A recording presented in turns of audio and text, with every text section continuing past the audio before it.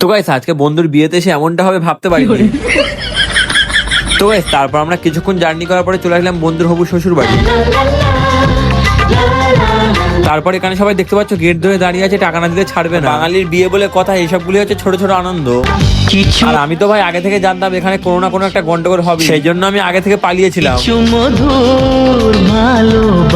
আর ওদিকে মেয়েরা কি করবে, এদিক থেকে ছেলেরা যা করছে ওরা সবাই পালিয়েছে। তো মোটামুটি তারপর আমি ঢুকে পড়েছিলাম ভিতরে। আর এদিকে দেখতে পাচ্ছ বিয়ে পড়ানোর কাজটা শুরু হয়ে গিয়েছে। আলহামদুলিল্লাহ বিয়ে পড়ানোর কাজ কমপ্লিট হয়ে গেলে আমি চলে এসেছিলাম একটা লস্যি খেতে। তারপরে দেখলাম বন্ধু আমাকে ফোন করছে, আমি চলে গিয়েছিলাম ওর পাশে। আর ওর পাশ থেকে আমাকে একদম উঠতেই দিচ্ছিল না।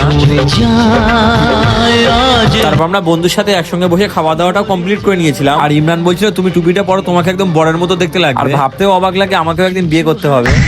তো যাই হোক তারপর ওখানে খাওয়া দাওয়া হয়ে গেলে কিছুক্ষণ রেস্ট করছিলাম। আর ইমরান বলছিল ভাই কিছু ফটো ভিডিও ক্লিক করে দাও। তো ফাইনালি এবার আমাদের বাড়ি ফেরার পালা চলে আসলো। ভিতরে এত গরম থাকার কারণে ভাই আর ভাবিকে বাইরে নিয়ে বসানো হলো। আজকে পেলাম দু হাত ভরে। তো তারপর যেমনই সব মেয়েরা ইমোশনাল হয়ে পড়ে, এটার কষ্ট শুধু একমাত্র মেয়েরাই বোঝে। তো তারপর আমরা ওখান থেকে বার হয়ে গেছিলাম বাড়ি ফেরার উদ্দেশ্যে। এই দিনটাকে